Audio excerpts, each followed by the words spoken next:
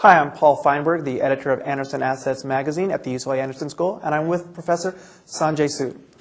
Professor, how does a company go from being maybe a local brand to a regional brand up to a national brand and even to becoming a global brand known around the world? Global branding is quite a considerable challenge because consumer knowledge is different in each part of the world that you may be operating in.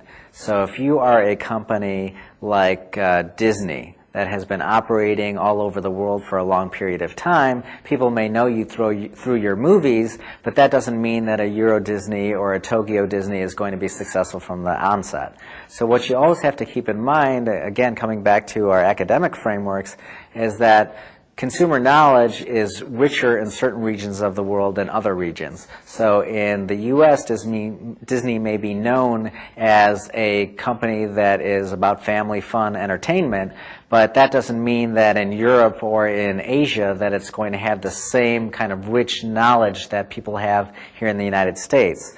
So part of the challenge as a brand manager is recognizing the fact that people may not be as aware or familiar with your brand, and then try to nurture in the same way, really starting from the beginning of where consumer knowledge is in that particular part of the world, and then developing the same types of programs that resonate with that particular target country or target segment of that country's population.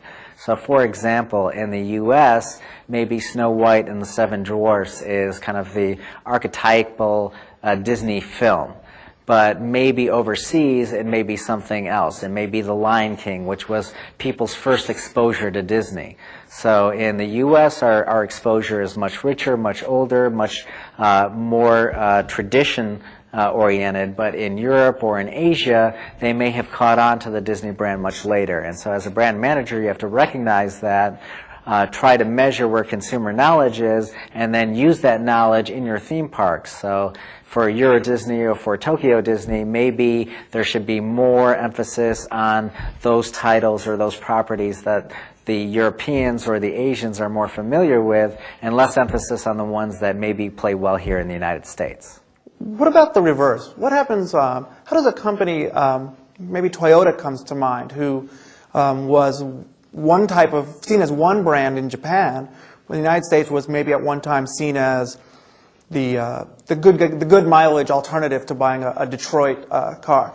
Now Toyota has a wide range of brands and even a luxury brand as well. How does a company from outside the United States introduce their brand into this market? Yeah, Toyota is an interesting example because there is a company that when they were first launched into the United States, a lot of their brand knowledge was developed by the fact that they were coming from Japan. And so made in Japan really meant something and helped form the Toyota brand name. So if you recall, in the United States at that time, the cars were much bigger, and Toyota was coming in with smaller, more economical cars.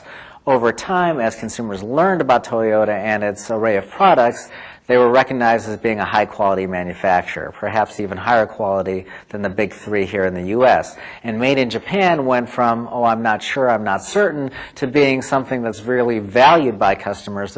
Made in Japan is actually going to lift the equity of any car that Toyota makes. And but that even then has limitations. So Toyota is known for having high quality, economical cars. What happens when they want to launch a luxury line that's going to compete with Cadillac and BMW? There they chose to launch a new brand, Lexus, that is going to allow them to play in the luxury brand space perhaps better than the Toyota brand would have played in that space.